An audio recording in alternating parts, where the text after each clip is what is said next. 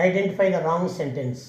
I am stronger than him, I am stronger than he is, I am stronger than them, I am stronger than he.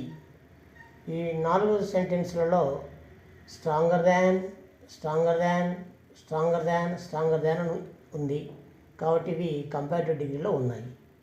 మరి wrong ఎక్కడ ఉందో చూద్దాం. ఇక్కడ దాని తర్వాత చూడండి, దాని తర్వాత ఎలాంటి ప్రొనౌన్స్ ఉన్నాయో ఒకసారి చూద్దాం.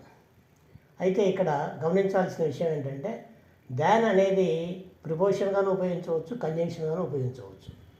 దాన్ని ప్రిపోజిషన్గా ఉపయోగిస్తే ఖచ్చితంగా దాని ప్రక్కన ఆబ్జెక్టివ్ ప్రొనౌన్స్ అంటే హిమ్ కానీ, హర్ కానీ, దెమ్ కానీ, యూ కానీ, మీ కానీ ఉండాలి.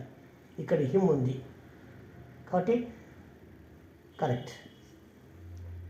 నెక్స్ట్ ఈ థర్డ్ బిట్లో చూడండి, stronger than them. So objective pronoun ఉపయోగించారు దాని పక్కన, ఇది కూడా కరెక్ట్. నెక్స్ట్ దాన్ని కంజంక్షన్గా ఉపయోగిస్తే దాని ప్రక్కన సబ్జెక్ట్ ప్రొనౌన్ ఉండాలి. అంటే హీ కానీ, షీ కానీ, యూ కానీ, దే కానీ, వీ కానీ, ఐ కానీ ఉండాలి. దాని పక్కన వర్బు ఉండాలి. వర్బు ఎలా ఉండాలి? సబ్జెక్టుని బట్టి. అంటే ఇక్కడ ప్రజెంట్ టెన్స్లో ఉంది కాబట్టి ఈజ్, యామ్ లేదా ఆర్ ఉండాలి.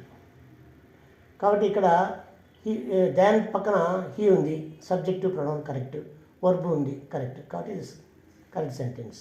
Next I am stronger than he. ఇక్కడ సబ్జెక్టివ్ ప్రొనౌన్ ఉంది కానీ వర్బు లేదు, అందువల్ల ఇది రాంగ్.